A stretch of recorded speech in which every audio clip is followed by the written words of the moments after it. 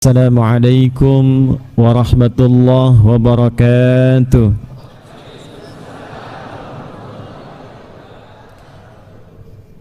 Alhamdulillahi wa kafa, wassalatu wassalamu ala rasulillahil mustafa wa ala alihi wa sahbihi wa man wafa. Amma ba'd, faya ahbaballahi wa ahbab rasulihi sallallahu alaihi wasallam, أوصي نفسي وإياكم بتقوى الله فقد فاز المتقون فلا تموتن إلا وأنتم مسلمون. فقال تعالى: يا أيها الذين آمنوا اتقوا الله حق تقاته ولا تموتن إلا وأنتم مسلمون. Saudara-saudariku, Bapak Ibu yang tanpa kecuali kami bermohon kepada Allah semoga seluruhnya sampai dengan sore hari ini ba'da asar dinaungi oleh rahmat dan ridha Allah Subhanahu wa taala. Perjalanan yang berliku, tidak mudah mengatasi kepadatan di jalan untuk sampai ke sini secepat yang bisa diusahakan, tapi saya punya keyakinan lewat hadis Nabi sallallahu alaihi wasallam yang diriwayatkan oleh Imam Ibnu Majah dalam kitab Sunan beliau dari sahabat Abu Darda radhiyallahu taala anhu, qala Rasulullah sallallahu alaihi wasallam, man salaka tariqan yaltamisu fihi ilma sahhalallahu lahu tariqan ilal jannah.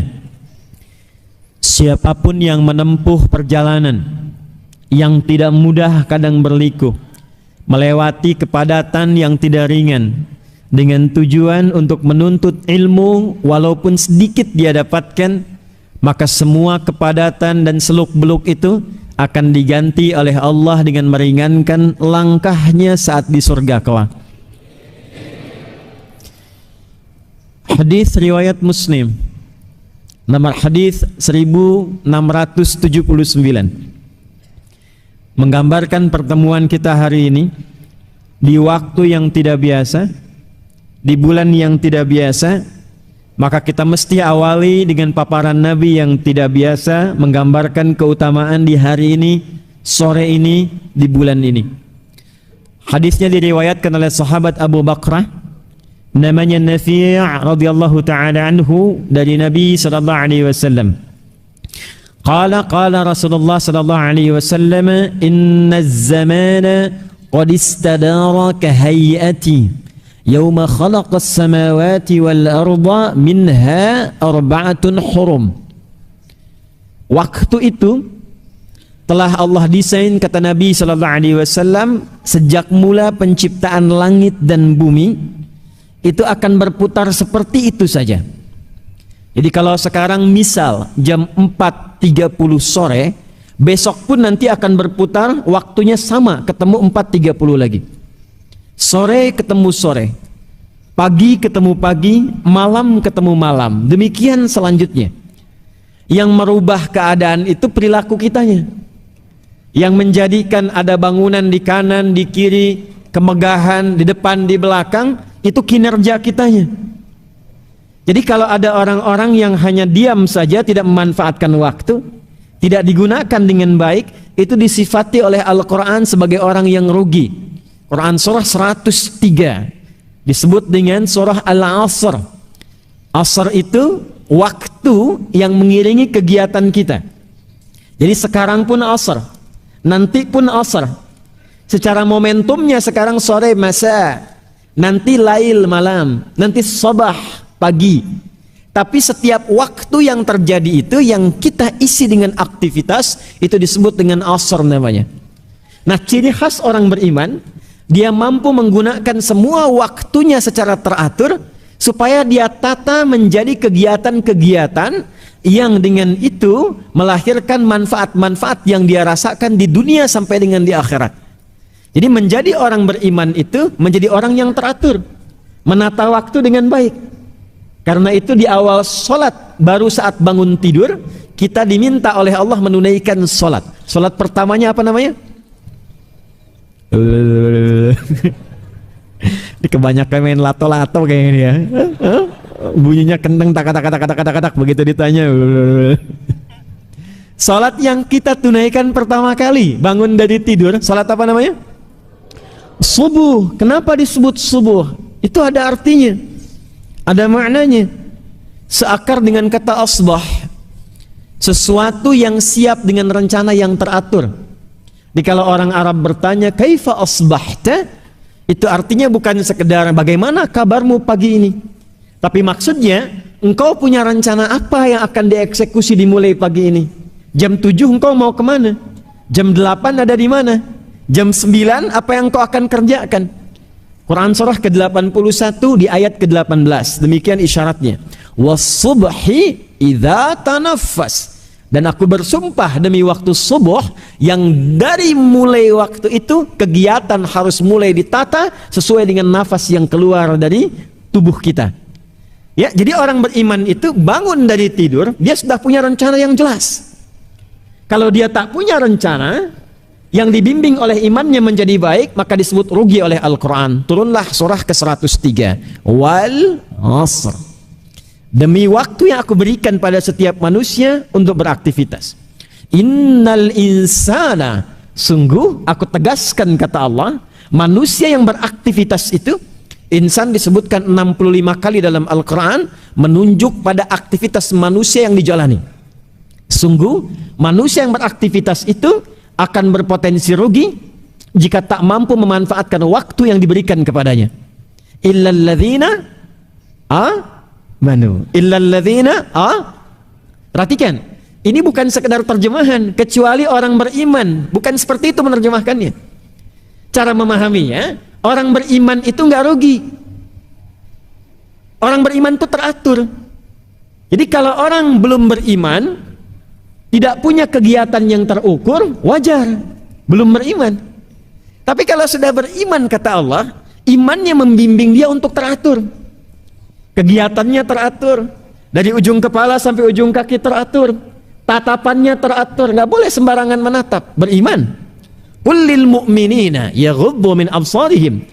Muhammad sallallahu alaihi wasallam viralkan, kata Allah. Nah, terjemah kekinian viralkan, ya. Kan kalau sudah viral, like, share, and subscribe, ya. Kata Allah, viralkan pada setiap pria-pria yang sudah punya iman. Pandangannya mesti teratur. Ketika yang dipandang itu tak baik, palingkan. Ghaddul basar, palingkan.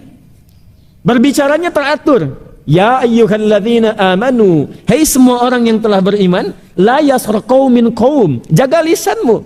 Bicara yang baik saja, atur. Kata Nabi, man kana yu'minu billahi wal yaumil akhir falyakul khaira aw liyasmut. Katakan yang baik saja. Diatur kata-katanya, jangan menyinggung orang. Jangan menggunjing orang. Jangan gibahkan orang. Saya tidak, Ustaz. Bagus, enggak seperti ibu itu tuh. Sama itu. Jadi kita itu makhluk teratur sepanjang kita beriman. Bicaranya enggak boleh sembarangan. Berjalannya teratur. Wa ibadur rahmanil ladzina yamshuna 'alal ardi hauna wa idza khatabahumul jahiluna qalu salama. Jalan insan beriman tuh hamba Allah yang penyayang, kata Quran tuh teratur jalannya. Enggak mungkin mampir ke tempat-tempat yang tidak jelas. Pandangan teratur, pendengaran teratur, lisannya teratur. Keluar dari sini lihat reklame, ada sesuatu yang tak boleh dipandang, imannya membimbing dia, palingkan. Ghaddul basar, gak boleh dilihat. Lisannya istighfar, wasari'u ila maghfirah, astaghfirullah. Harusnya tidak seperti itu. Dan antara pandangan dan lisan tidak ada yang terlambat. Astaghfirullah. Salah ini. Itu orang beriman. Karena itu kalau sudah beriman, itu konsisten beramal soleh. Perhatikan, illalladzina amanu wa amilus. Nah, jadi sejak bangun tidur itu, insan beriman itu digambarkan dalam Al-Quran sudah punya rencana-rencana positif. Jadi berbanggalah sebagai orang muslim yang beriman. Dari malam itu udah siap-siap, Pak, Bu. Nabi mengajarkan, hei sebelum tidur evaluasi dulu yang kemarin. Fa idza faraghta fansab. Kemarin sholatnya berjamaah berapa kali? Kemarin ke masjid berapa waktu? Baca Quran enggak? Katanya pengen masuk surga, surganya Firdaus, ketemu Nabi lagi. Ya, baca Quran jarang. Ke masjid terlambat. Masjid sudah bagus, tempatnya luar biasa. Tetangga dengan masjid, toaknya begini tuh ke arah rumahnya. Ya, kurang apa lagi tuh? Ya kan? Cita-cita surga Firdaus dekat dengan Nabi, hisabnya pengen ringan. Quran bertanya, ya, hei, bagaimana amalanmu? Bagaimana konsistensimu? Maka mulai dari saat akan tidur evaluasi. Yang kurang istighfari, sehingga Allah mengampuni dosa-dosa kita yang mungkin terjadi karena kelalaian. Makanya Nabi menyontohkan sebelum tidur istighfar. Astagfirullah, astagfirullah, astagfirullah, sampai hati tenang. Nah, dengan tenang itu baru istirahat tidur. Makanya orang beriman itu tidurnya tenang. Kalaupun meninggal pada saat itu, meninggalnya pun tenang juga. Ya ayyatuhan nafsul mutmainnah. Coba deh Pak Ibu, seperti sederhana ini. Sebelum tidur istighfar, istighfar, istighfar, sampai merasakan ketenangan. 70 itu bilangan banyak yang kadang tidak menunjukkan real 70. Maksudnya apa? Sampai lisan merasakan nyaman, hati merasakan tenang. Pusing 7 keliling, keliling, keliling Citra Grand. Apakah sampai 7 kali keliling? Tidak. Saking pusingnya gitu ya. Nah, maka astagfirullah, astagfirullah, astagfirullahaladzim, dan berharap besok bisa bangun kalau Allah perkenankan dan menyempurnakan apa yang kurang. Malam direncanakan. Karena itulah saat bangun dari tidur, hadis riwayat Jundub bin Junadah dan Mu'adz bin Jabal radhiyallahu taala anhuma tercantum di Al-Bukhari. Dari Nabi sallallahu alaihi wasallam mengajarkan saat bangun tidur, alhamdulillahilladzi ba'dama wa ilaihin. Pertanyaannya, paham tidak maksudnya?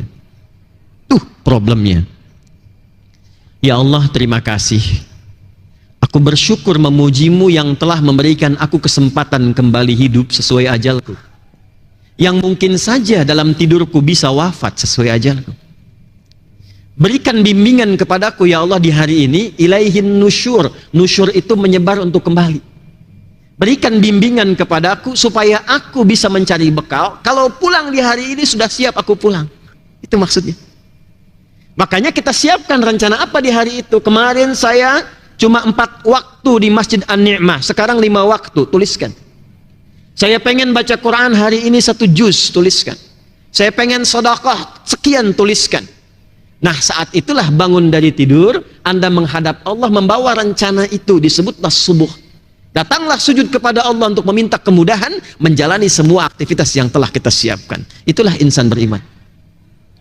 Dan itu yang wajib di-share, diingatkan. Sampaikan pada keluarga, bekerja sama dengan teman, mencapai satu kebenaran yang disepakati. Dalam bahasa Arab, kebenaran yang disepakati mutlak benarnya disebut dengan hak namanya. Disebut apa? Hak. Karena itu, semua kebenaran yang bersumber dari Allah disebut hak. Al-haq min rabbika fala takunanna minal mumtarin wa tawasaw bil haq. Sudah beramal soleh, viralkan, share. Maka Masjid An-Ni'mah memviralkan. Insyaallah nanti kita ada kegiatan, misalnya malam ini ada tahajud, malam ini ada mabit, viralkan untuk saling menguatkan iman. Insyaallah imam kita datang spesial untuk mengimami, yang bacaannya bagus, viralkan. Insya Allah ada ta'lim yang menguatkan, cari materi yang baik, cari pemateri yang bagus, viralkan. Itu watawassaw bil haq. Jaga itu sampai dengan wafat. Silahkan, yang pengusaha berusaha, yang diplomat berdiplomasi, birokrat teruskan, arsitek teruskan, yang mengajar lakukan, konsisten dengan itu, watawassaw bis sabar, maka dia akan hidup dalam kemuliaan sampai dia berpulang kepada Allah. Sekarang waktunya istimewa. Kata Nabi sallallahu alaihi wasallam, kembali ke hadis Muslim nomor hadis 1679, seperti itulah kita mesti menata rencana mengisi waktu. Kalau enggak berputar-putar terus.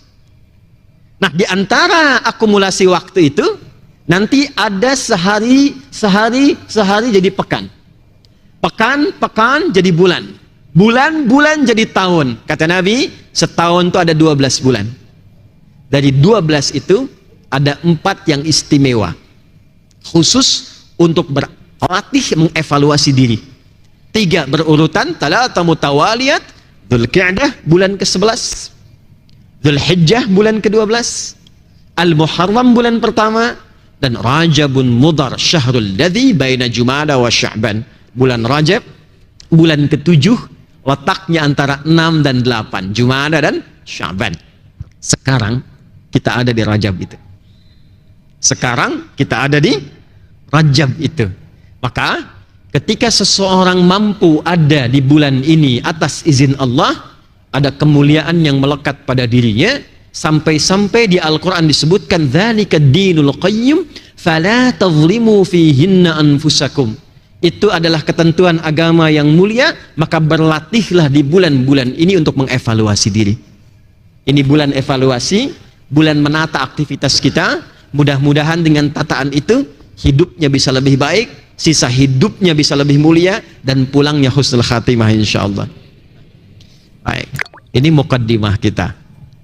Sekarang pertanyaannya, bagaimana cara kita menata aktivitas dengan baik dan benar, yang saat bersamaan dunianya dapat, akhiratnya pun dijamin oleh Allah Subhanahu wa taala.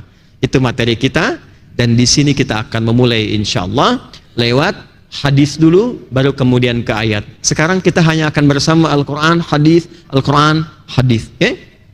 Yuk kita turunkan materinya. Ini baru mulai. Bismillahirrahmanirrahim. Hadis riwayat Al-Bukhari. Nomor hadis 5027, 5027. Saya agak lambatkan ya karena sudah masuk inti materinya. Diriwayatkan pula oleh Imam Muslim, At-Tirmidzi, Imam Ahmad bin Hanbal, pun demikian Imam An-Nasa'i rahimahullah. Saya akan bacakan jalurnya dulu. Saya baca dari kitab apa? Kitabnya tersambung sampai ke Nabi. Jadi supaya bacaan kita di Islam tuh indahnya tidak ada satupun referensi yang berdiri sendiri. Semua itu sudah divalidasi sampai ketemu sumber asalnya. Itu di Islam, namanya sanad. Terdapat dalam Sunan An-Nasa'i, Imam An-Nasa'i menerima hadis ini dari Ubaidillah bin Sa'id. Ubaidillah bin Sa'id menerima hadis ini dari Syu'bah. Syu'bah menerima hadis ini dari Yahya. Yahya menerima hadis ini dari Sufyan. Sufyan menerima hadis ini dari Alqamah bin Marthad. Alqamah bin Marthad menerima hadis ini dari Sa'ad bin Ubaidah. Sa'ad bin Ubaidah menerima hadis ini dari Abi Abdurrahman As-Sulami. Abi Abdurrahman As-Sulami menerima hadis ini dari Uthman bin Affan radhiyallahu taala anhu. Uthman bin Affan radhiyallahu taala anhu menerima hadis ini dari Nabi Muhammad sallallahu alaihi wasallam, bin Abdullah bin Abdul Muttalib bin Hashim bin Abdul Manaf bin Qusay bin Murrah bin Kilab bin Ka'ab bin Ghalib bin Fihr bin Malik bin Nadar bin Kinana bin Khuzaimah bin Mudrikah bin Ilyas bin Nizar bin Mudar bin Ma'ad bin Adnan bin Addi bin Adri bin Muqawwam bin Nahur bin Tarikh bin Ya'rub bin Yasjub bin Nabit bin Ismail alaihi salam bin Ibrahim alaihi salam bin Azar atau bin Nahur bin Kinan bin Arfakhshad bin Sam bin Nuh alaihi salam bin Mikhlail bin Matusyala bin Kinan bin Anwas bin This bin Adam alaihi salam. Coba ulangi. Apa hadisnya? Qala Rasulullah sallallahu alaihi wasallam, khairukum man ta'allama al-Qur'ana wa 'allama. Khairukum man ta'allama al-Qur'ana wa 'allama. Yang terbaik di antara kalian, kata Nabi. Jadi khair itu sifat yang melekat pada tindakan apapun dan profesi apapun. Jadi kalau di sini ada pedagang, Anda mengikuti petunjuk Nabi ini akan menjadi pedagang yang terbaik. Anda di sini ada yang pengajar, diikuti petunjuk Nabi ini maka akan jadi pengajar yang terbaik. Anda arsitek, diplomat, birokrat, diikuti petunjuk Nabi ini maka Anda akan menjadi terbaik di bidangnya. Dan ini kisahnya bukan sekedar cerita, tapi sudah kenyataan yang terwariskan. Tidak ada satu pun di era Nabi yang belajar dengan Nabi mengikuti panduan ini kecuali mereka menjadi terbaik di masanya dan diwariskan kurikulum ini pada generasi setelahnya. Siapa yang kenal Umar sebelum belajar dari Nabi? Siapa yang kenal Uthman, Abu Bakar As-Siddiq, Tapi masanya sudah berlalu selama 15 abad, sampai sekarang orang masih mengenal dan mencari kisahnya. Dari mana bisa viral dan sukses demikian? Kuncinya di sini. Man ismun mausulun yadullu 'ala al-fardiyatil 'ammiyah. Kata sambung konjungsi kadang menunjuk pada subjek atau objek secara personal. Jadi kalau di Quran ditemukan man atau di hadis disebutkan man, artinya tawarannya bersifat personal kepada setiap orangnya, nggak dibedakan sama sekali. Karena itu saya sedang mengartikan siapapun. Ya, kan yang sekarang suka ada yang mengartikan barang siapa. Nah, saya agak menghindari penerjemahan barang siapa karena sampai detik ini saya belum menemukan memang itu barang punya siapa gitu. Jadi saya lebih memilih siapapun, besar, kecil, tua, muda, yang ingin jadi yang terbaik. Maka syaratnya kata Nabi 2. Berapa syaratnya? 1, ta'allamal Qur'an. Ta'allamal Qur'an. Mau belajar isi Al-Quran dengan sungguh-sungguh serius. Mau belajar Al-Quran dengan serius. 1. Nanti kita akan lihat rahasianya. 2, wa'allamah, dan mempraktekan atau bahkan mengajarkan apa yang ia telah pelajari itu. Belajar kandungannya dengan sungguh-sungguh, serius. Lalu setelah dipahami, dipelajari, praktikan, bahkan ajarkan kepada orang lain apa yang telah dipahami itu. Ada apa di balik rahasia ini? Kenapa mesti Al-Quran? Itu yang coba kita akan turunkan di pertemuan sore ini, tentang rahasia besar Al-Quran yang mengantarkan pada kesuksesan berkehidupan. Baik, dan ini sudah nggak perlu diriset karena sudah dibuktikan dalam kehidupan kita. Kita mulai dengan Quran surah kedua Al-Baqarah di ayat ke-38.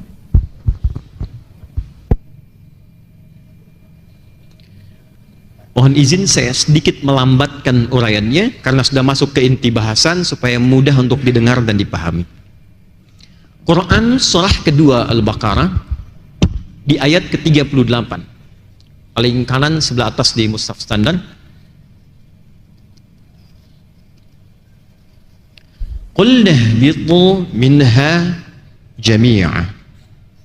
Adam, Hawa, sekarang misi kalian di bumi akan dimulai. Siap-siap turun ke bumi. Fa imma ya'tiyannakum minni huda. Maka bersamaan dengan dimulainya misi kalian di bumi menjadi khalifah di bumi, turun, aku akan berikan pedoman berkehidupan. Tugasnya apa? Ini pedomannya. Ini kurikulum hidupnya. Jadi tidak ada satupun kegiatan Nabi Adam alaihissalam di bumi kecuali oleh Allah dibimbing supaya mudah dikerjakannya. Bersamaan dengan turun, ini pedomannya. Dalam bahasa Al-Quran, pedoman itu disebut dengan hudan namanya. Apa namanya? Saya tulis di sini ya. Faman tabi'a hudaya fala khaufun 'alaihim wala hum yahzanun. Jika pedoman ini diikuti, mau mengerjakan sesuatu, lihat pedomannya. Mau melakukan aktivitas tertentu, lihat pedomannya, praktekkan. Jika itu diikuti kata Allah, aku jamin semua aktivitasmu ya Adam plus keturunanmu, karena nanti bentuknya berubah jamak. Berubah jamak tuh. Fala khaufun 'alaihim. Perhatikan, pakai him tuh. Bukan cuman engkau Adam. Pedoman ini kalau diikuti anak cucumu, aku jamin semua aktivitas mereka akan lekat dengan 2 hal saja.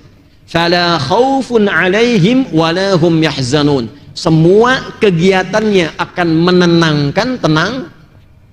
La khauf, tidak gelisah, artinya tenang. Wala hum yahzanun, dan tidak bersedih, menyenangkan, senang. Masya Allah. Di kantor senang, di rumah senang, dengan bertetangga senang, di sini, di sana, di mana-mana, dan tenang. Jadi sebetulnya desain kehidupan aktivitas di bumi ini menyenangkan. Apapun yang dikerjakan itu menenangkan dan menyenangkan. Seharusnya bekerja itu tidak banyak gelisah, tenang. Kalau tidak menenangkan, berarti ada pedoman yang tidak dilihat. Seharusnya di rumah tangga itu menenangkan. Kalau tidak pernah tuntas dan nggak pernah hadir ketenangan, maaf Pak, mungkin bukan yang banyak hartanya yang kurang. Mungkin bukan kurang tinggi kedudukan. Mungkin yang terjadi kurang dibaca pedomannya, sehingga tidak siap menyelesaikan persoalannya. Sejak Nabi Adam diturunkan, sudah ada hudannya. Nabi Adam selesai meninggal, muncul keturunan baru dari beliau, berkomunitas, komunitas. Quran surah ke-49 ayat ke-13. Tafsir dari Quran surah ke-4 ayat pertama. Kita mulai dengan Quran surah 4 ayat 1, saya agak cepat. Ya ayyuhan nasu taqu rabbakumul lati khalaqakum min nafsi wahidah. Hai semua manusia, bertakwalah kepada Rabbmu yang telah mencipta engkau dari bapak yang satu, Adam. Alladzi khalaqakum min nafsi wahidah, Adam. Wa khalaqa minha zawjaha. Adam diciptakan pasangannya Hawa. Wa batha minhuma rijalan katsiran wa nisaa. Dari Adam dan Hawa itu muncul keturunan. Jadi kalau kita mau teliti, kita yang hidup sekarang, itu kalau dicari genealoginya pasti tersambungnya cuma ke Adam dan Hawa. Jelas ya? Tidak ada yang ke hewan. Karena ada yang pengen keturunannya dari monyet ya. Kita ke Adam, ke Hawa. Karena itu kita disebut dengan Bani Adam. Disebutkan 7 kali dalam Al-Quran. Ya Bani Adam. Nah, Bani Adam ini itu cuma 2 jenisnya, nggak ada yang ketiga. Dia menyebar kemanapun cuma 2. Pindah ke Quran surah 49 ayat 13. Ya ayyuhan nasu, hei semua manusia, anak cucu keturunan Adam dan Hawa. Inna khalaqnakum min dzakari wa unta. Aku ciptakan kalian dengan keagunganku cuma 2 jenis. 1 dzakar laki-laki, 2 unta perempuan. Jadi anak cucu Adam itu cuma 2, kalau bukan laki-laki perempuan. Jelas ya? Kalau bukan laki-laki perempuan. Ya, jadi kalau Nia aja. Ya. Nama siapa? Nia Pak. Nama Nia. Yang benar nama siapa? Kurniadi. Identitas anak cucu Adam itu cuma 2, kalau bukan laki-laki perempuan. Kemudian menyebar. Wa ja'alnakum syu'uban wa qabail. Tempatnya bisa beda-beda. Ada yang di Citragen, ada yang di Cibuburnya juga berbeda-beda. Ada yang di Bekasi, ada yang Bekasinya juga kemudian kota dengan kabupaten, ada yang provinsinya beda sampai beda negara. Kabilahnya tak sama sukunya, li ta'aruf, untuk saling mengenal. Nah, dalam rangka mengenal ini, untuk membangun harmoni, memakmurkan misi yang Allah titipkan di bumi ini, maka setiap terkumpul komunitas baru sepeninggal sebelumnya, diutuslah seorang nabi dan rasul untuk membawa pedoman ini sesuai dengan zamannya, supaya tetap di setiap era berganti mereka tetap hidup senang dan tenang, saking sayangnya Allah. Adam boleh meninggal, anak cucunya berkelanjutan, karena itu disebut khalifah. Khalifah itu dari kata khalafa, yang saling menggantikan. Kita hidup sekarang, besok ada yang gantikan. Jabatan sekarang, nanti pensiun ada yang gantikan. Itulah khalifah. Nah, di setiap komunitas berganti, eranya tak sama. Adam meninggal, muncul komunitas baru, diutus Nabi Nuh alaihissalam. Nuh meninggal alaihissalam, nanti datang lagi komunitas baru, Nabi Ibrahim alaihissalam diutus, demikian seterusnya. Tidak pernah diutus setiap nabi kecuali ditugaskan oleh Allah, nih sampaikan bimbingan ini, hudan. Saya cepat saja, kalau terlalu ke atas banyak waktunya terhabis dan terserap. Saya ingin tunjukkan cepat. Yang paling viral setelah Nabi Muhammad SAW kan ada Nabi Isa dan Nabi Musa ya. Nabi Musa kitabnya apa? Taurat kan? Quran surah ketiga ayat ketiga. Nazzala 'alaikal kitaba bil haqqi musaddiqan lima baina yadayhi wa anzalat Taurat. Perhatikan, nama kitabnya Taurat untuk membedakan eranya, masanya. Jadi kalau disebut Taurat, oh ini masanya Nabi Musa. Zabur masanya Nabi Daud. Injil masanya Nabi apa? Isa alaihissalam. Tapi penting dicatat, Taurat itu nama pembedanya, tapi fungsinya tetap disebut hudan. Quran surah 17 ayat kedua. Perhatikan baik-baik. Wa ataina Musal kitab. Dengan keagunganku aku berikan kepada Musa kitab Taurat untuk membimbing kaum di masanya. Wa ja'alnahu hudan, dan aku jadikan Taurat itu di dalamnya ada hudan. Ini tetap namanya hudan. Li Bani Israel. Untuk kaumnya yaitu Bani Israel, dibimbing bagaimana hidupnya tenang, dibimbing supaya tenang, supaya nyaman, supaya senang. Nanti berganti ke Nabi Isa. Nabi Isa dapat apa kitabnya? Injil, untuk membedakan eranya Nabi Musa dengan Nabi Isa. Isa alaihissalam dapat Injil. Apa fungsi Injil di Al-Maidah? Fihi hudan. Itu hudan juga. Nah sekarang, maaf, Nabi Musa eranya selesai, Nabi Isa eranya selesai, tersisalah eranya Nabi siapa? Muhammad sallallahu alaihi wasallam. Karena beliau penutup para nabi dan rasul dan penutup kehidupan sampai dengan berakhir, maka diberikan kitabnya yang paling spesial oleh Allah, dan fungsinya kembali ke sini hudan. Karena nabinya spesial, maka kitabnya diturunkan di waktu yang paling spesial. Malamnya jadi spesial, harinya spesial, bulannya spesial. Malaikat yang bawanya naik pangkat langsung ke tingkat tertinggi Sayyidul Malaikah. Tempat turunnya langsung diberkahi. Itulah Al-Quran. Malamnya, Quran surah 97, Inna anzalnahu fi lailatil, bersamaan dengan turunnya Al-Quran, semua amalan yang dikerjakan di waktu itu naik statusnya, pahalanya lebih dari 1000 bulan. Jadi kalau Anda ngaji Quran cuman satu huruf, nun, pas bersamaan malam itu langsung ketiduran, itu nunnya sama dengan baca nun lebih dari 1000 bulan. Kalau dikonversi 83 tahun tanpa henti. Nun, nun, nun, nun. Dan satu hurufnya berapa pahala? Berapa pahala? 10. At-Tirmidzi nomor hadis 2010. Man qara'a harfan min kitabillahi falahu asyru hasanat. Siapa yang baca satu huruf dari Al-Quran, dia dapat 10 kebaikan. Fadilahnya ini. Turun kemudian di harinya Jumat. Jumatnya naik status Sayyidul Ayyam. Turunnya di Ramadan. Ramadannya turun langsung diberkahi oleh Allah Subhanahu wa Ta'ala. Diturunkan lewat malaikat Jibril. Jibrilnya naik status langsung jadi Sayyidul Malaikah, pemimpin para malaikat. Turun di Mekah, Mekahnya langsung diberkahi. Turun di Yathrib, yang tertinggal langsung jadi maju kotanya Al-Madinah Al-Munawwarah. Al-Quran turun dimanapun, ada dimanapun, memberikan ketenangan pada pembacanya dan memberikan aura kebaikan di lingkungan tempat sekitarannya. Demi Allah saya katakan, Pak, Bu, yang DKM An-Nikmah nih ya, coba bikin program hafalan Quran di sini. Jangan jauh-jauh Pak, pesertanya anak komplek aja dulu yang muslim. Di sini. Silahkan Anda perhatikan, demi Allah saya katakan, ketika ada 1-2 orang hafid ada di tempat ini saja, maka keberkahan akan dilimpahkan di lingkungan tempat ini. Nggak cukup dengan amin, coba dulu. Tes dulu. Di Quran itu unik, baru baca aja udah tenang. Nggak percaya silahkan Pak, ini udah mukjizat.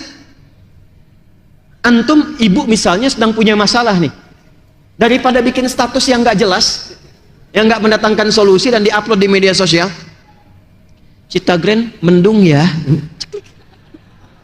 saya ada solusinya. Lebih baik Anda ambil wudhu, buka mushaf ngadep kiblat, itu baru pegang mushaf sudah tenang.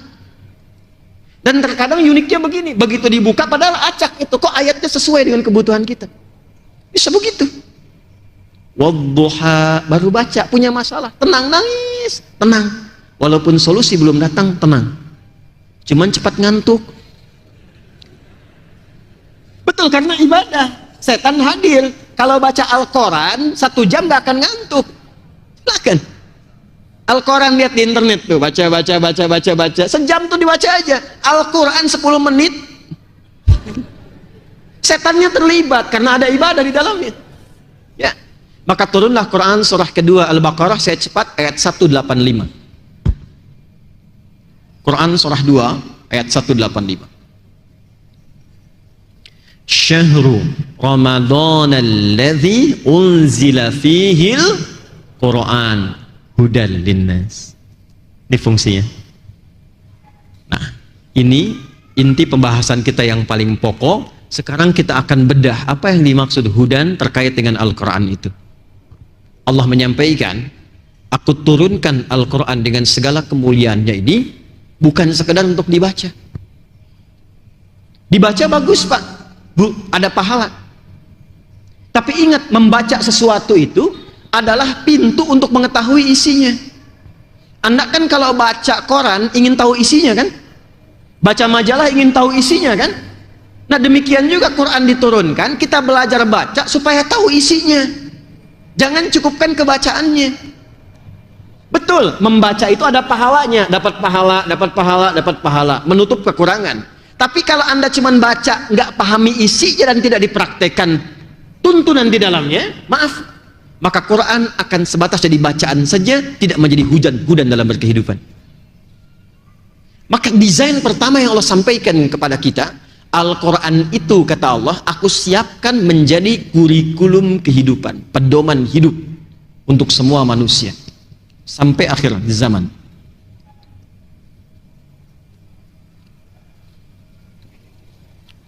Ini ada TV Pak, kanan kiri, bagus. Saat diinstal pertama kali ada pedomannya kan? Kalau nggak diikuti pedomannya bisa nyala nggak? Teratur tidak? Handphone Anda bagus-bagus, ada buku petunjuk kan? Kalau Anda menyalahi petunjuk itu, handphone bisa error dan rusak. Anda beli mobil baru semahal-mahalnya, nggak dibaca pedomannya, rusak. Semua butuh pedoman. Nah, Al-Quran ini dari Al-Fatihah sampai An-Nas ternyata bukan bacaan biasa. Di situ semua inti kehidupan kita. Jadi kita mau bergerak apapun, di situ ada petunjuknya. Karena itu Allah ajarkan turunnya, kenapa sampai 23 tahun kurang lebih?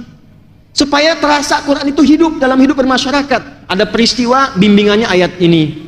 Ada kejadian di rumah tangga, bimbingannya ayat ini. Di kantor ada persaingan yang tidak wajar, bimbingannya ayat ini. Sedang belajar supaya cepat hafalannya, tidak mudah lupa, ayatnya ada ini.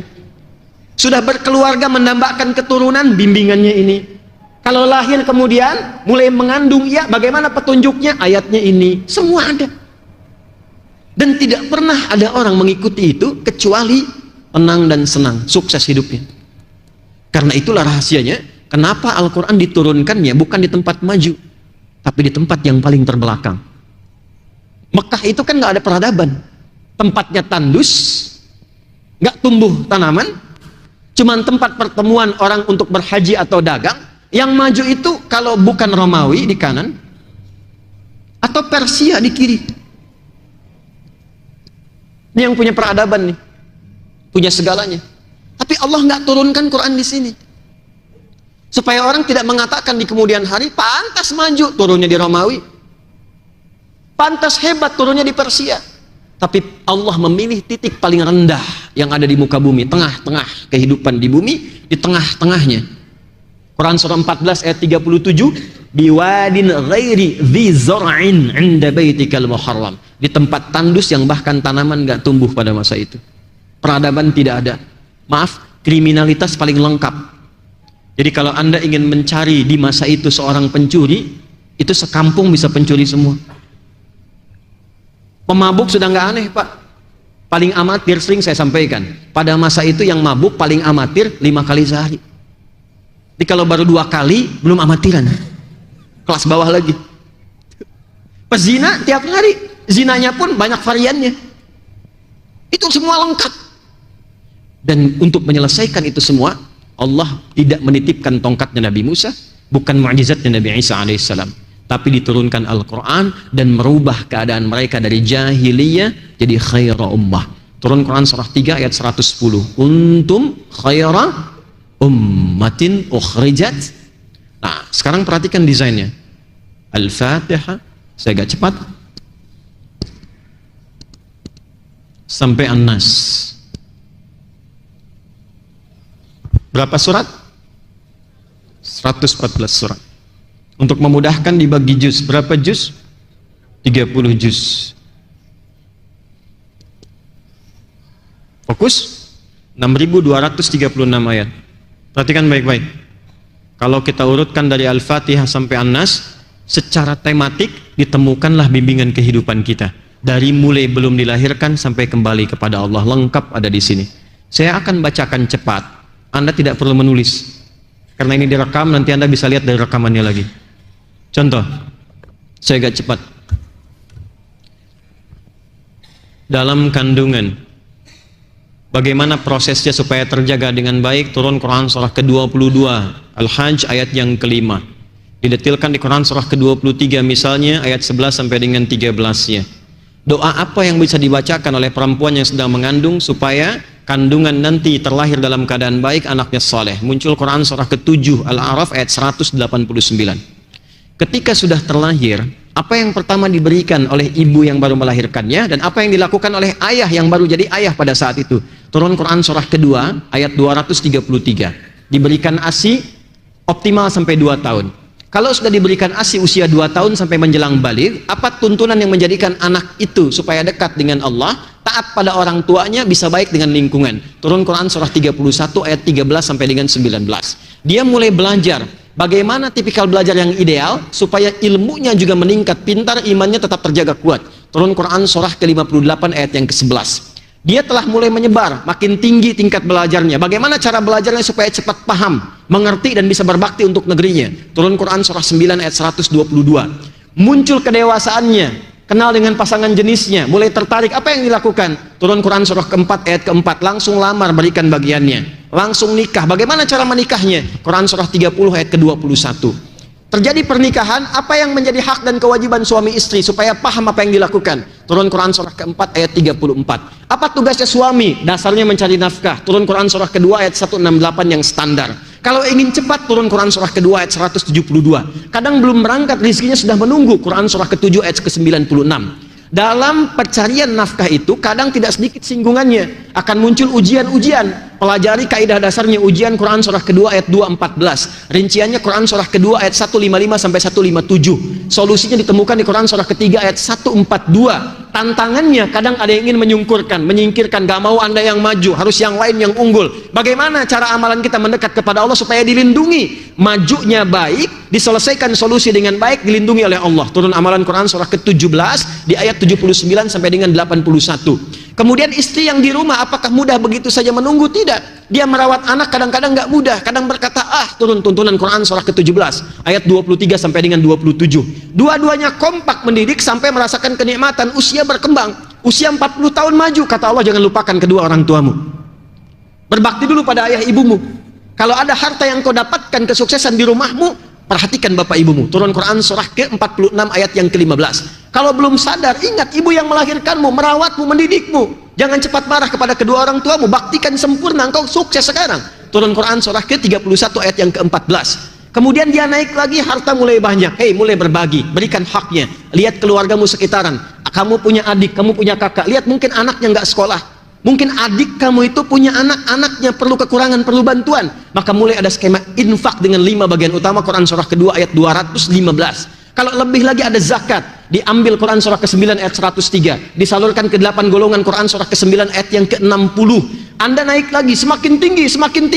Maaf, jangan dikira akan selamanya hidup di dunia.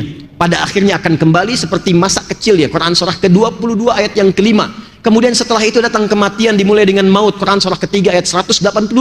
Yang bawa mautnya malakul maut. Quran surah ke-32 ayatnya malakul maut. Quran surah ke-32 ayat yang ke-11. Cara ngambilnya kalau ingin tenang, Quran surah ke-89 ayat 27 sampai dengan ayat yang ke-30. Ketika meninggal itu masuk ke alam kubur, bagaimana suasana di kubur supaya kita bisa siap-siap? Quran surah ketiga ayat 169 sampai dengan 172. Ada lagi detailnya di Quran surah kedua ayat 153 sampai dengan 154. Lalu bagaimana menunggu di situ sampai kembali kepada Allah? Maka akan terjadi kiamat. Turun satu surah ke-75 dengan namanya Al-Qiyamah. Maka di situ akan ada hisab. Saat dihisab itu ada penentuan, ada surga, ada neraka. Yang ingin ke surga dijelaskan dengan sempurna. Nih, yang pengen surga Firdaus, Quran surah ke-23 di ayat 1 sampai dengan 9. Yang pengen di taman surga, Quran surah ke-51 amalannya ayat 15 sampai dengan ayat ke-23. Yang pengen surga standar, nggak apa-apa, yang penting masuk surga deh. Enak juga di situ. Quran surah kedua ayat ke-25. Jangan macam-macam. Hei, selain surga hanya ada neraka. Jangan sampai engkau nestapa. Bagaimana ancamannya supaya kita bisa hindari? Neraka yang paling ringan, dicelupkan sedikit, seharinya 1000 tahun. 1 detiknya 48 hari. Langsung hangus, hancur semuanya. Turun Quran surah keempat ayat ke-56. Kalau dia orang-orang yang terakumulasi keburukannya, ingkar kepada Allah, munafik sifatnya, maka ditempatkan yang paling dasar di neraka jahanam. Turun Quran surah keempat ayat 140. Tapi kalau masih hidup dia ingin berubah, diturunkan risalah taubat. Quran surah keempat ayat 143. Dicintai oleh Allah. Quran surah kedua ayat 222. Sampai dia pulang dalam keadaan husnul khatimah. Mana yang nggak ada? Ada semua. Kita itu makhluk teratur. Tentang jin diajarkan, turun surat jin, ya kan? Tentang malaikat disampaikan, hidupnya teratur, ada semua. Nah dulu cara orang berinteraksi dengan Al-Quran, kata Abu Abdurrahman As-Sulami, tadi disampaikan hadisnya, mereka belajar Quran dengan Nabi itu dengan serius, pendekatannya yakin sebagai kurikulum hidup, bukan sekedar bacaan. Kalau cuma bacaan nanti sifatnya begini, simpan di rak-rak itu, dibaca nggak tuh? Dilihat, dilewatin, yang penting baca. Tapi kalau Anda menempatkan Quran sebagai pedoman kehidupan, itu pusat kebahagiaan kita tuh. Itu kunci kesuksesan kita tuh. Petunjuknya ada di situ. Maka demi Allah, setiap apa yang kita kerjakan, kita buru pedoman itu untuk kita lihat pedomannya bagaimana. Maka apa yang dilakukan oleh Nabi? Satu, khairukum man ta'allama, ta'ain lam mim. Tenang ya. Belajar itu ada dua kata, ada darasa, ada ta'allama. Kalau darasa itu belajar cepat. Ya. Kadang serius, kadang tidak. Jelas? Tapi kalau pakai ta'allama, taknya di ilmu sharaf, di antara maknanya menunjukkan kesungguhan, keseriusan. Serius. Jadi kalau ingin belajar Quran, kata Nabi, mesti serius. Sungguh-sungguh, istimewa kok menentukan kebahagiaan hidup kita. Serius. Bahkan saking pentingnya Quran, keseriusannya bukan hanya pada isinya, termasuk pada bacaannya. Karena itulah satu-satunya kitab di muka bumi yang dijaga oleh Allah sampai ke cara bacanya, itu Quran. Supaya nggak salah baca, salah paham. Sebab kalau bacanya salah, pahamnya keliru. Maka dijaga sampai cara bacanya. Yang ini panjang, yang ini pendek. Yang ini berhenti, yang ini lanjut. Ada ilmunya kemudian disebut dengan tajwid. Bacakan seperti ini, Allahu Akbar. Silahkan riset.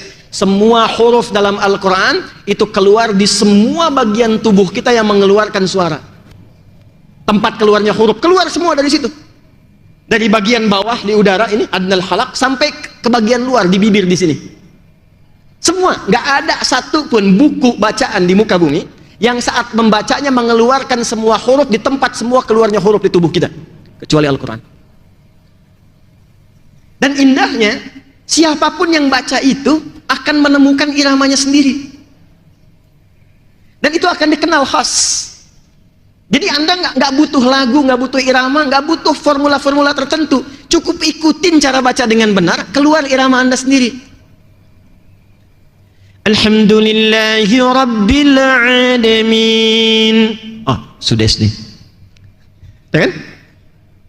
Alhamdulillahi Rabbil Alamin. Ustaz Adi. Di orang tua kita tuh dulu bacanya biasa-biasa, tapi tahu itu bacaannya. Rasanya enak, indah. Karena itu beda Quran dengan formulasi musik. Ya, nggak ketemu gelombangnya. Di zaman Nabi itu sudah ada musik. Kumpulnya di syair. Udah ada langgam syair namanya. Ada 16 langgam. Ada namanya tawil. Tawilun lahudunal buhuri fadailu fa'ulun mafa'ilun fa'ulun mafa'ilu kifa nabqi min dhikra habibin wa manzili bisaqtili wa bainad dakhuli fahawmali. Ada rajas. Mustaf'ilun mustaf'ilun mustaf'ilun mustaf'ilun mustaf'ilun mustaf'ilun صوت الصفير البلبلي هيج قلبي الثميل الماء والزهر مع الزهر لحظ المقلي fa anta ya sayyidali wa sayyidi wa maulali fakam tajummuni ghazayyinun uqayqali qataftuhu min wajnatin min fi'li hadzal rajuli faqala la la la la faqad ghada muharwili wa wal walad wali ya wailali faqultu wa wal wili fabayyinul lu'ali qalat lauhina kadza in harwadi dzul muqali kahatan kakailali tattabi ada. Halo?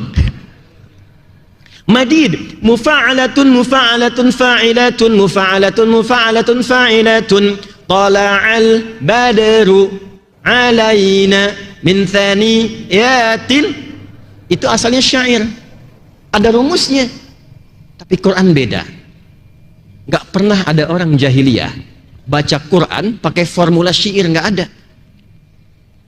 Coba lihat, tala'al badru alaina, iramanya dipakai baca surat ad-duha misalnya, wadduha wallaili idza saja. Nggak ada baca begitu,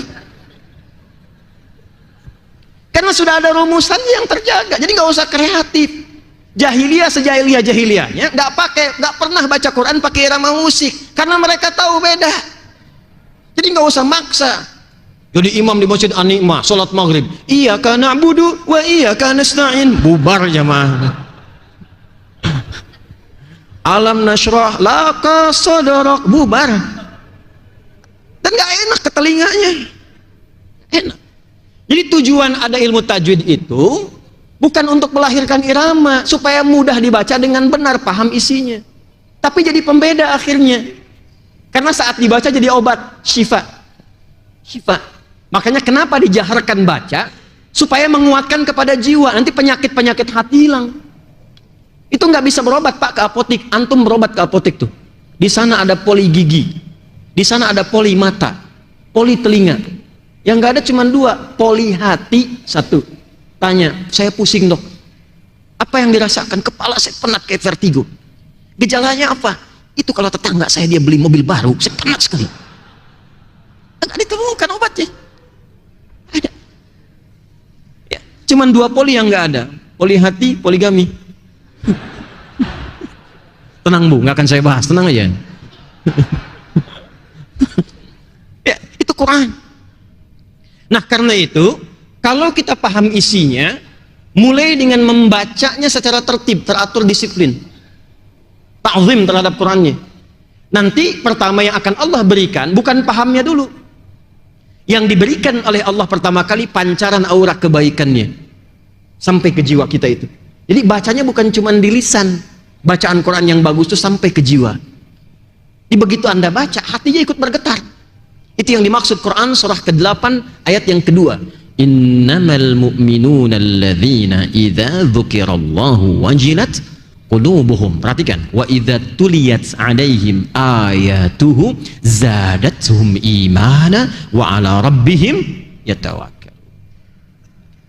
Jadi baca Quran itu yang tertib, tenang, lalu rasakan getarannya, kenikmatannya. Setelah itu baru kita keluarkan step yang kedua. Jadi ada 3 step nanti ya. Saya agak cepat, mohon izin. Belajarlah Quran dengan serius. Ada 3 tingkatan belajar Quran. 1, tahap bacaan, tahap pengenalan, disebut dengan qiraah.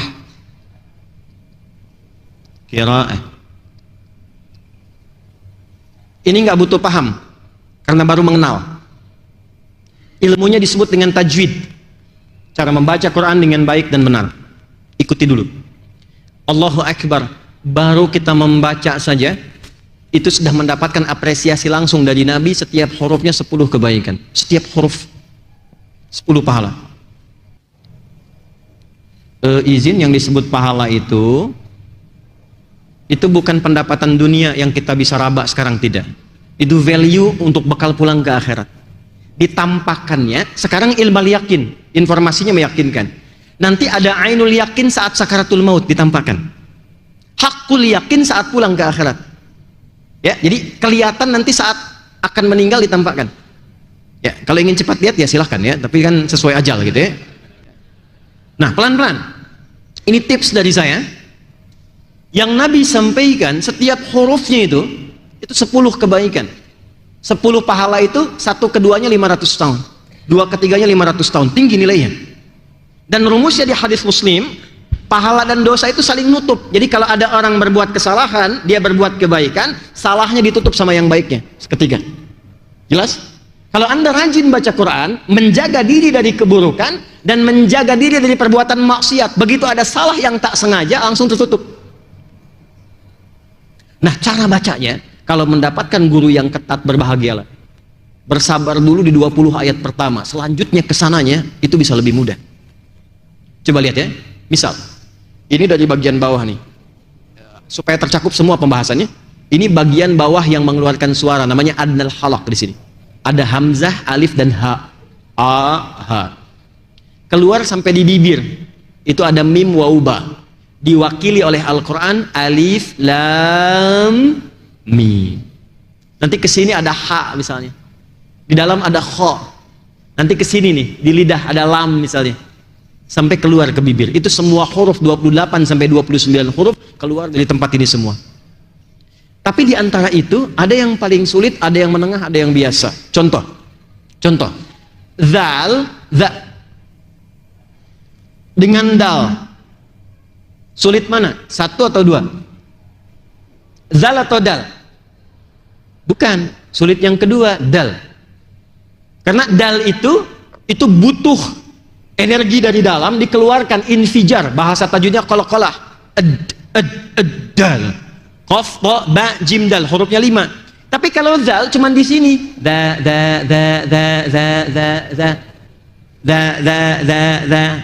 nggak ada ledakan. Sebabnya itulah kemudian kita dilatih mengucapkan za dulu supaya lebih mudah diucapkan. Za nanti kadang-kadang sulit membedakan dengan za, kan? Za dengan za, zai kita kenal begini. Za dengan za, maka nanti kita akan temukan za dilatih dengan zi, dipertemukan dengan za, nanti dilatih dengan zi supaya lancar keduanya. Alif lam mim za. Dzalikal kitabu la hudallil. Setelah lancar za, pindahkan ke zi ayat 3. Alladzina yu'minun. Zi. Sudah lancar za, zi, muncul za ayat 3. Alladzina yu'minuna bil ghaibi wa yuqimunas salata wa mimma za. Sini. Nanti lancar za, maka muncul zi dan zi ayat 4. Walladzina yu'minuna bima zi. Itu indahnya Quran. Dilatih lidah kita. Jadi kalau kita sabar mengaji 20 ayat, itu kesananya lebih mudah. Makanya kalau di sini ada yang ngajarkan Quran ketat gurunya, alhamdulillah ya Allah, terima kasih. Ibu udah jauh-jauh datang, bu. 30 menit, udah bu, pulang, besok lagi kesini lagi. Nanti dikumpulkan di Al-Baqarah saat masuk ayat 71-72. Qala innahu yaqulu innaha baqaratun la dhalulun tuthirul arda wa la tasqil hartha musallamatun la syiyata fiha.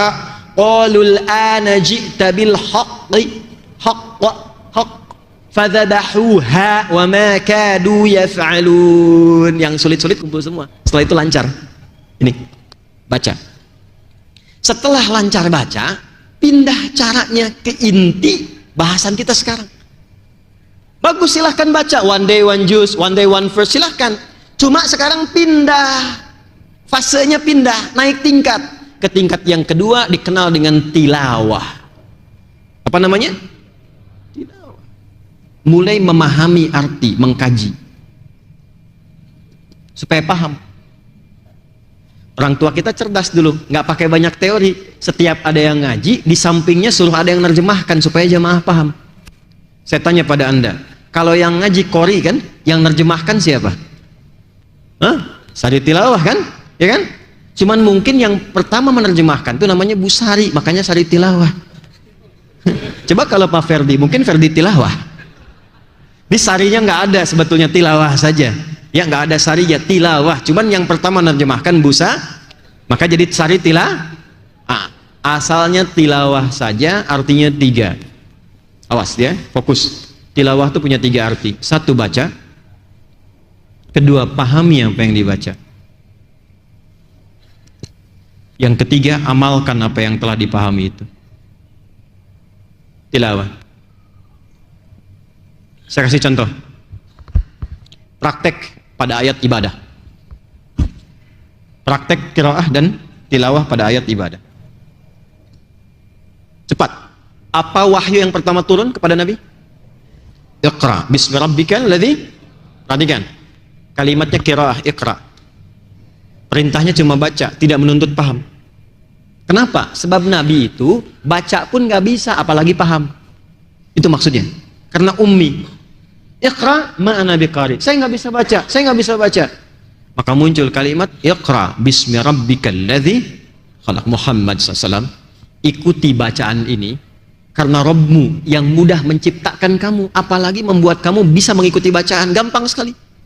Nah, ini ayat kepada kita, kalau sedang susah, kembalilah kepada Allah. Itu mungkin tanda dari Allah langsung supaya kita memanggil namanya. Selama ini mungkin kita mengagungkan kemampuan kita, bisa kok bisa, dibikin susah supaya kita menyebut nama Allah. Allah supaya balik. Lakukan karena Allah, semua dibuat mudah. Tapi setelah ayatnya banyak masuk, ayat ini masuk, surat ini masuk, itu masuk, muncullah perintah sholat. Ketika muncul perintah sholat bermakna ibadah, kalimatnya berubah dari qiraah jadi tilawah. Turun Quran surah ke-29 ayat ke-45. Anda hafal tengahnya tapi nggak dibaca awalnya. Quran surah ke-29 ayat 45. Tengahnya, innas salata tanha 'anil fahsya'i wal, tapi awalnya nggak dibaca. Perhatikan awalnya. Utlu ma uhiya ilaika minal kitab wa aqimis shalah. Kata Allah, sebelum salat baca dulu. Tapi bacanya pakai tilawah. Utslu itu kata perintah dari tilawah. Cuman persoalannya, mushaf sekarang terjemahannya sama, Iqra dan utslu, bacalah. Padahal yang satu qiraah, yang kedua tilawah. Nah, kata Al-Quran, sebelum Anda sholat, saya sholat, kita sholat, baca dulu, pelajari dulu ketentuan-ketentuan sholat. Setelah itu pahami. Jadi bukan sekedar dibaca, tapi nggak ngerti apa yang dibaca. Sekarang jujur, tanyakan pada diri kita sendiri. Berapa kali kita menunaikan sholat? Berapa ribu kali ruku dan sujud? Dari sekian banyak menunaikan sholat, apakah paham apa yang dibaca dalam sholat? Ngerti nggak yang dibaca dalam ruku? Paham nggak yang diungkapkan dalam sujud? Betul sholatnya sah, menggugurkan kewajiban, dibaca itu gugur kewajiban, selesai, sah sholat. Tapi kekhusyuannya dapat nggak? Bagaimana bisa khusyuk kalau kita nggak ngerti yang dibacakan itu? Bagaimana bisa menikmati kalau nggak paham apa yang diungkapkan? Makanya tips dari Qur'annya, sebelum sholat pahami dulu, sehingga antara lisan, pikiran dan hati itu nyambung. Contoh, Allahu Akbar, lisan mengucapkan Allahu Akbar, pikiran menerjemahkan Allah Maha Besar. Jadi nanti pikirannya tidak sibuk dengan was-was setan. Ada setan khusus yang tugasnya hanya menggoda orang sholat. Nanti kapan lagi saya kesini, kita bisa ngaji 9 jenis setan. Ada fikih setan tuh. Ada 9 setan yang berbahaya. Itu harus dikaji, itu sumbernya hadis. Ada setan khusus nanti, setan penggoda DKM ada, Pak. Betul. Awal-awal bangun semangat, nanti begitu jadi bisa pecah. Gara-gara beda pendapat aja tuh. Ada setan wudhu walhan namanya. Ada. Anda begitu wudhu baru mau sholat udah bingung. Tadi wudhunya benar nggak ya? Batal nggak ya? Batal nggak ya? Ah, kayaknya enggak deh. Padahal baunya udah kemana-mana gitu kan? Itu walhan. Ada setan pasar, ada. Setan rumah ada. Anda ke mall keluar nih, ibu pulang ke situ, lihat tas bagus, ke bawa-bawa sampai ke rumah, sampai mau tidur ke bawah. Itu setan pasar tuh kerjanya. Ayah tadi ada tas bagus deh, Masya Allah ya. Mamah kan itu masih banyak tasnya, kan kita dihisab. Oh iya Pak ya, ya Allah sebenarnya diringankan hisabnya. Tapi yang tadi juga bagus kok ya. Nah ini ada setan penggoda orang sholat namanya Khanzab. Khanzab ini dinasnya, tugasnya hanya saat orang sholat dibuka dengan takbir. Jadi sebelum takbir bisa fokus. Nanti cek saat maghrib tuh. Kalau Anda belum takbir, Anda bisa fokus begini. Tapi begitu Anda takbir, di Abu Daud Nabi sampaikan, idza kabbara atau kama qala Rasulullah sallallahu alaihi wasallam, jika dia sudah mulai bertakbir, sudah takbir gini. Fayaqulu syaitanu, maka setan memulai tugasnya. uzkur kadza. Ingat ini ya, ingat itu ya. Maka Anda akan mengingat apapun yang bahkan tidak ingin Anda ingat. Kalau nggak percaya nanti pas sholat maghrib, Anda takbir, ini pengingat saya pun akan diulang lagi oleh setan tuh. Ingat ya, kata Ustadz Adi, itu setan itu. Saya takbir nanti itu. Iya nanti nih, nah, lihat nanti pas sholat maghrib. Gitu deh. Hatta la yash'urul musalli kam raka'atan yusalli. Sampai ada orang sholat, kalau Nabi katakan pasti benar. Sampai ada orang sholat tidak sadar berapa rakaat sedang menunaikan sholatnya. Iya, ini pelakunya. Nah, bagaimana caranya? Pahami dulu. Sehingga ketika lisan mengucapkan Allahu Akbar, pikiran langsung menerjemahkan Allah Maha Besar. Hati meresapi, ya Allah, aku mengikrarkan Engkau yang Maha Besar. Namun bahkan sebelum sholat aku merasa besar dibandingkan orang lain.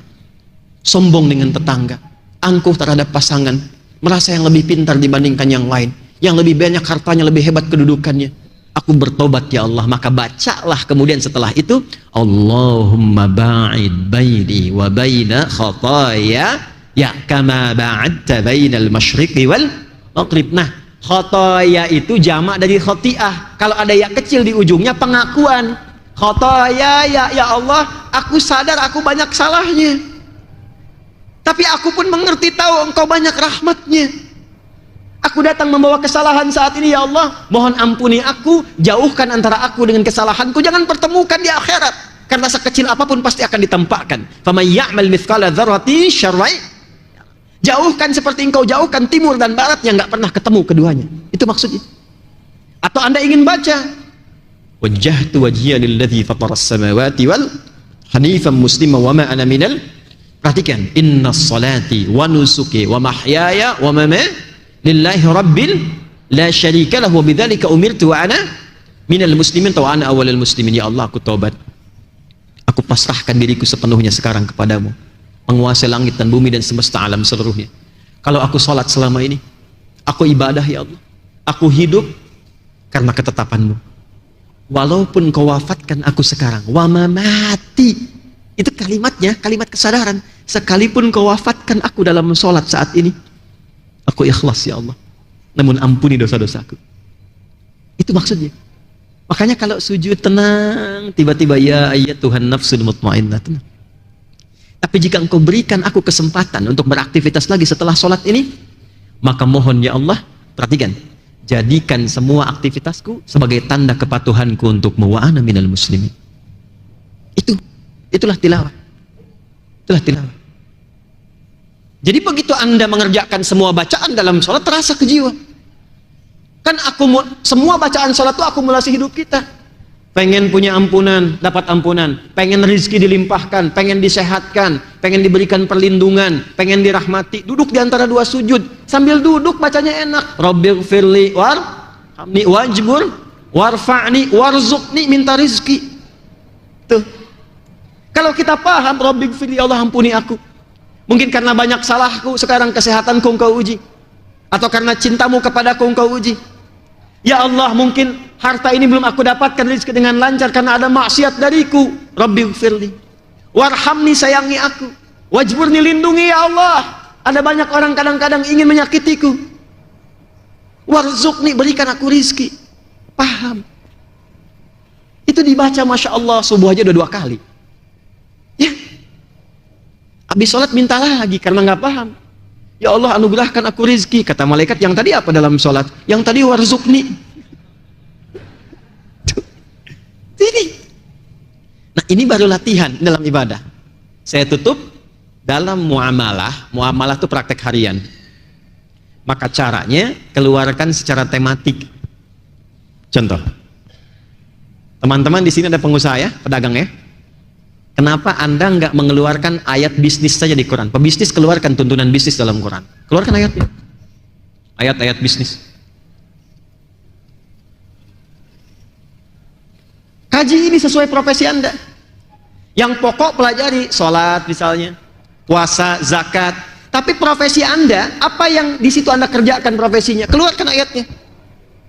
Di sini ada diplomat, keluarkan ayat-ayat diplomasi. Di sini ada pengajar, keluarkan ayat-ayat ilmu. Nah, topik ini berhasil dirinci oleh para imam-imam besar, sampai mereka membuat rincian contohnya dan petunjuknya dari Nabi langsung. Ada ayat ini, teknis mengamalkannya bagaimana? Ada ayat ini, detailnya seperti apa prakteknya? Maka di antara imam yang mengumpulkan semua itu dan menuliskan di kitab, di bukunya, sampai jadi panduan yang kita baca sampai dengan saat ini mudah diakses, namanya Al-Imam Al-Bukhari. Imam Al-Bukhari itu nama aslinya Muhammad, punya bapak namanya Ismail, punya kakek namanya Ibrahim, kakek buyutnya Al-Mughirah, eyang buyutnya Al-Bardizbah, tinggal di kecamatan Ju'fah, Kabupaten Bukhara, Provinsi Khorasan, negara Uzbekistan sekarang. Karena bukan dari Arab, maka ada tradisi mengenalkan wilayah, menunjukkan Islam sudah sampai ke tempat saya. Maka rumusnya tambah al di depannya, ujungnya ganti dengan i. Saya dari Bukhara, saya Al-Bukhari. Imam Nawawi dari Banten, ana Nawawi Al-Bantani. Syekh Yasin dari Padang, ana Yasin Al-Padangi. Syekh Ahmad Khatib dari Minangkabau, ana Ahmad Khatib Al-Minangkabawi. Ya. Pak Ferdi misalnya dari Citra Grand, mau umrah, mengenalkan ke Mekah, ana Ferdi Al-Citra Grandi Al-Jaka Sampurnai Al-Bekasi. Nah, Imam Al-Bukhari menulis kitab. Masih ingat nama kitabnya? Sahih Al-Bukhari. Nah, itu tuh kependekannya. Kitab lengkapnya judulnya begini: Al-Jami' As-Sahih Al-Musnad Al-Mukhtasar min umuri Rasulillahi sallallahu alaihi wasallam wa sunanihi wa ayyamihi. Itu nama lengkapnya. Kitab ini saya susun dengan tema yang beragam. Al-Jami namanya. Ada 4 jenis kitab hadis: Jami, Sunan, Mu'jam, Musnad. Jami itu kitab yang isinya komprehensif secara tematik. Aku susun, kata beliau, dengan topik-topik terkait petunjuk Nabi, terkait kesehariannya, bagaimana keseharian Nabi 24 jam. Dan bimbingan yang Nabi berikan kepada masyarakat masa itu. Beliau bagi menjadi 97 topik. Jadi di hadis Al-Bukhari itu ada 97 tema, Pak, Bu. Nanti caranya beliau susun, ayatnya dulu baru hadisnya, ayatnya dulu baru hadisnya. Contoh, dari 97 ini pernah Bapak Ibu merasakan keimanan yang naik turun? Iman kuat, semangat sampai tahajud dibela-belain ya, puasa sunnah dikejar-kejar, saat sedang turun, maaf yang fardu pun kadang tertinggal. Pernah merasakan suasana begitu? Bagaimana caranya menaikkan iman dan dijaga supaya nggak turun? Maka di topik yang kedua ada namanya Kitabul Iman, isinya 50 hadis, 57 hadis. Bagaimana supaya menjaga iman? Ada ayatnya, ini hadisnya. Bagaimana menjaga iman lewat harta? Ini ayatnya, ini hadisnya. Bagaimana menjaga iman lewat pergaulan? Anda tinggal di tempat baru, nggak tahu komunitasnya bagaimana. Bagaimana menjaga imannya? Ini ayatnya, ini hadisnya. Ya, ada anak-anak muda yang masih belajar. Ada kitab yang ketiga, topik ilmu, Kitabul Ilmi. Bagaimana belajar yang efektif, mengatur waktu belajar. Anda yang pengajar, ada lagi di hadis ini topiknya Kitabul Ilmi. Nabi itu punya jadwal pengajiannya. Untuk ibu-ibu hari Kamis, nanti untuk bapak-bapak tempatnya di Sufah, dan termanage dengan baik. Ini pelajaran A, ini pelajaran B, ini yang kasih fatwa hari sekian. Dan indahnya, nggak ada satupun yang belajar mengikuti pola ini kecuali menjadi jenius di zamannya, melewati lebih daripada 5 kepakaran ilmu. Dahsyat. Dari ingatannya tajam, Pak. Itu level kelima. Biasanya orang sekarang kan cuma 4 level kan? Cepat ingat, lambat lupa. Nomor 1. Cepat ingat, cepat lupa. 2. Lambat ingat, lambat lupa. Yang agak repot memang yang keempat. Lambat ingat, cepat lupa. Udah kita terangin hampir 2 jam. Ya. Begitu mau selesai baru ingat, keluar masjid lupa. Tapi yang ini level yang kelima. Cepat ingat, sulit lupa. Jadi bukan mau ingat, mau lupa susah. Begitu disebutkan langsung ingat. Mau lupa susah. Biasanya utang kan ya begitu ya. Ini ilmu. Saya bisa bicara karena saya melihat orang dulu, lalu saya coba itu caranya. Dari sejak saya masuk pesantren, Pak, sampai hari ini saya. Sampai hari ini. Saya dulu tuh cuma belajar, ikuti aja caranya bagaimana. Saya belum hafal, belum bisa bahasa Arab. Misal, saya belajar tajwid, kitabnya Hidayatul Mustafid fi Ilmi Tajwid. Belajarnya hari Rabu, masuk kelasnya jam 4, saya belajar jam 2. Sampai sekarang terbayang, di mana belajarnya, jam berapa, di tempat mana. Sampai isi kitabnya masih ingat. At-tajwidu lughatan al-ityanu bil jayyidi wa istilahan ilmu yu'rafu bi ahkam mustaqim min sifati wal mududi wa ghairi dhalika katarqiqi wa tafhim wa nahwihima ma ghayatu ilmi at-tajwid ghayatu bulughun nihayati fi itqani lafdhil qur'ani alamatul qiyam min al-hadrati nabawiyyati afsahiyyati wa qila ghayatu sawnul lisani 'anil khata'i fi kitabillah ta'ala. Yang umum juga begitu, Pak. Kami belajar umum, saya senang riset untuk menyimpulkan hukum musik itu bagaimana. Saya meriset tuh sampai ke notasi. C D F G A B C G B C D F G D F G A B C D A B C D F G A F G A B C D E B C D F G A B B C B cis dis ais fis cis ais fis gis ais bis cis. Apakah Ustadz bisa main gitar? Tidak. Main piano? Enggak. Karena saya jalurnya di Quran gitu. Jadi enggak terlalu cocok juga dengan itu. Tapi saya riset untuk mengetahui hukum. Itu cepat. Dan ternyata di California itu ada riset.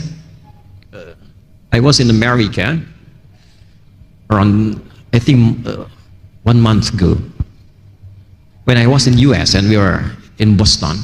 Paham nggak? Paham ya, insyaallah ya. Pegal juga. Itu there was information, ya, itu ada satu informasi penting. Ternyata di University of California itu ada riset menyebutkan bahwa kapasitas memori manusia itu paling sedikit 100 juta gigabytes.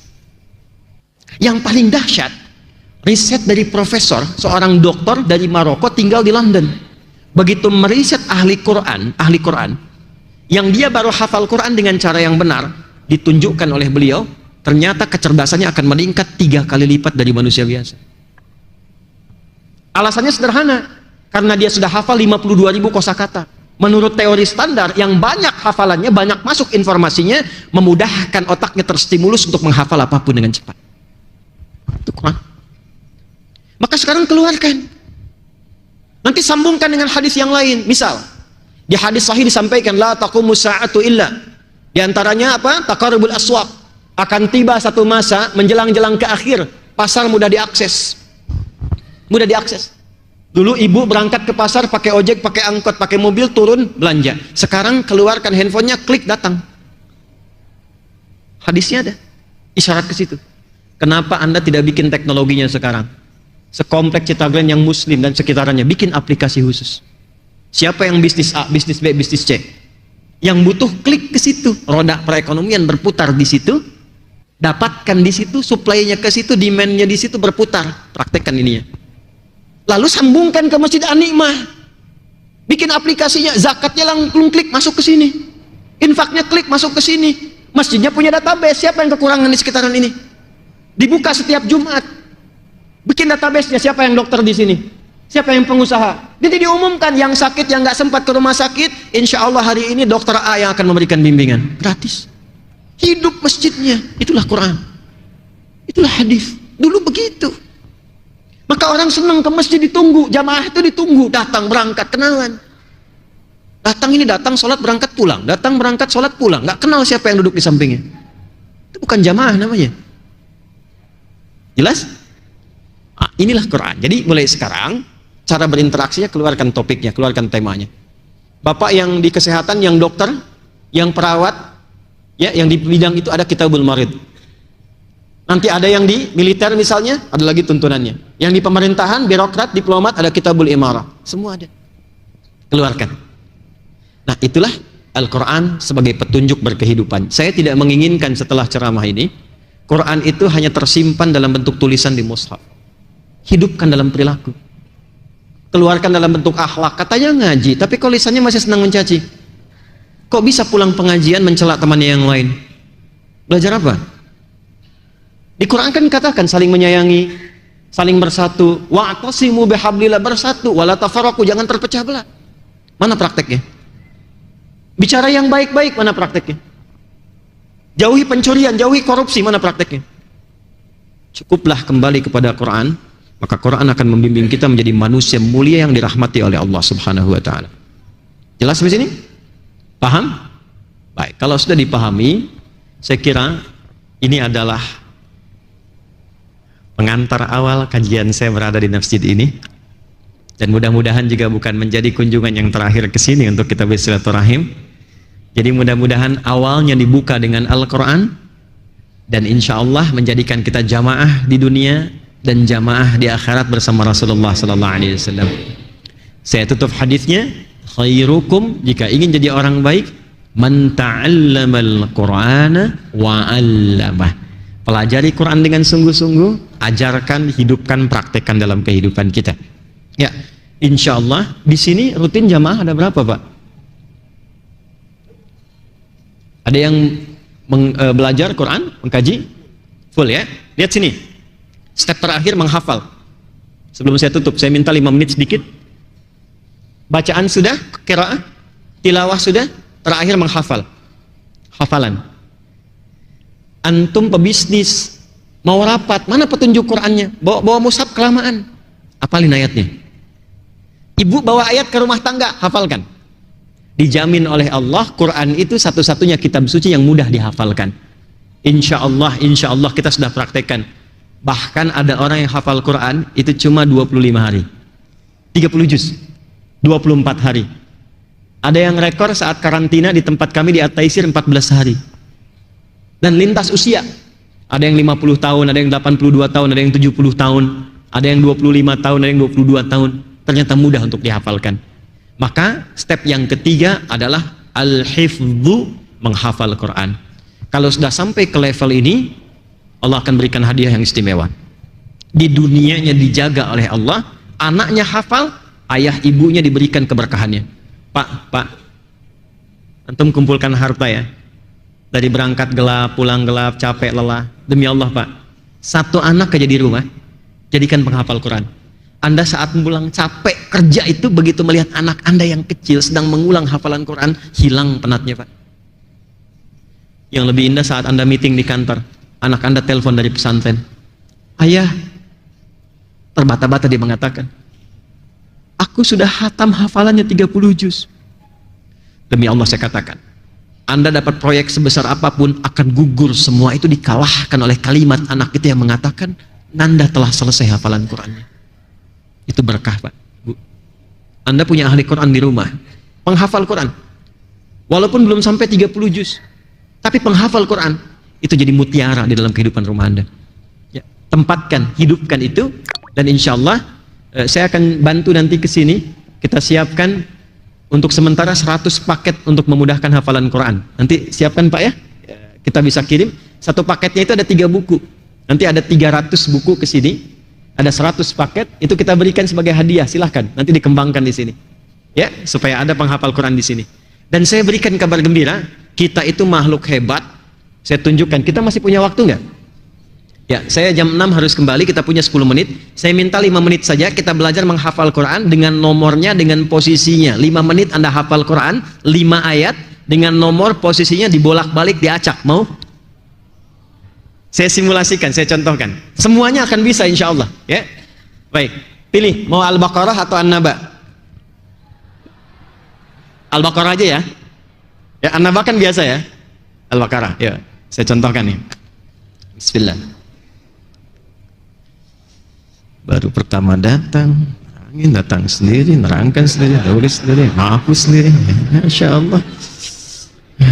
Masya Allah.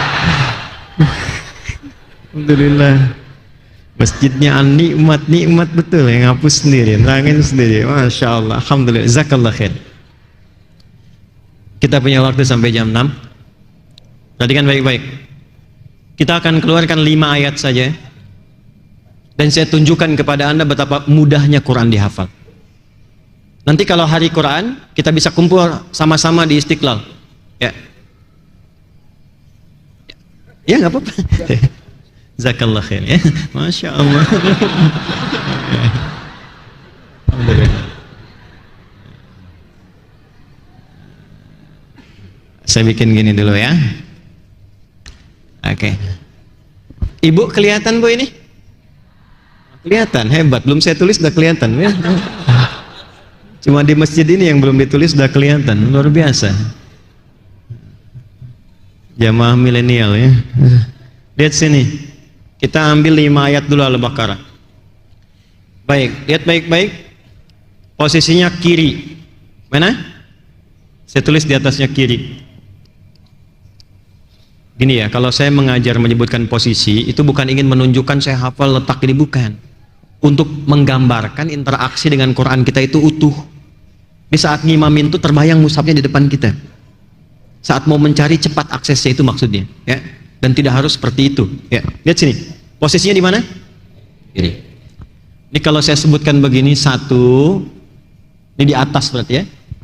Kiri atas. Mana? Atas. Baik. Ini dua di sini.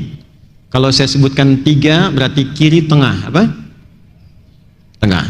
Ini ya, tengah kan? 4. 5 berarti kiri apa? 1, 2, 3, 4, 5. Pelan-pelan. Saya tuliskan supaya cepat, saya sebutkan potongannya saja. Nanti kita pas 5 menit lagi kita coba. Lihat sini. 1 alif lam mim. Apa? Ya. 1 apa? Alif lam. Baik. Ayat berapa? 1. 1 alif. Baik. Posisinya kiri. Baik. 2 dzalika. Apa? 2 apa? 2 apa? 1. Baik. Baik. 3 alladzina. Baik. 3 apa? 3 apa? 4 walladzina. 4 apa? Nah, kata kuncinya yang paling gampang cari yang mirip-mirip, yang tengah ini supaya cepat gampang. Alladzina ni walladzina. Kalau alladzina pasti 3, kalau walladzina pasti 4, sisanya yang lain. 5 ulaika. 5 apa? Oke, ulaika. 5 apa? Baik, 1 apa? 2 3 4 5. Baik, ikuti saya dulu. 1 2 3 4 5. Baik, sekarang kita mulai ya. Pas tuh ya. Di 5 menit kita ambil 1 menit saja. Perhatikan. 1 alif lam mim. Apa? 2 apa? Dzalika. 3 4 5. Baik, sekarang kita mulai acak. Sebut, lihat tangan saya. 4 3 5 2 1. Oke, 2. Surat apa? Ayat berapa? Posisinya di mana? Ulaika. Ayat berapa? Posisinya di mana? Gak nyampe semenit tuh. Tes kita hapus. Tes. Gak apa. Biar antum gak ngeles waktu saya tanya tuh. Nih, lihat sini. Lihat sini. 3 5 2. Ini kosong, nggak ada apa-apa tuh. Tapi karena sudah terbiasa dengan Quran, melihat nomor sudah terbiasa. Anak-anak kami belajar Quran dengan nomor murojaahnya, ya, dengan nomor 7. Khatamallahu ala qulubihim wa ala sam'ihim wa ala absarihim ghishawa lahum adzabun azim. Peci kamu ukuran berapa? Innal ladzina kafaru sawa'un 'alaihim anzartahum. Itu pakai itu. Ustaz Adi, anak ada berapa? Ulaika 'ala hudam mir rabbihim wa ulaika humul muflihun. Istri alif lam mim. Apakah ada rencana poligami? Shadaqallahul azim. Ya. Nah, itu ya. Baik, saya kira semangat ya. Mulai sekarang hidupkan Quran, semarakan Quran, dan insya Allah jadi kenikmatan sampai kembali kepada Allah Subhanahu wa Ta'ala.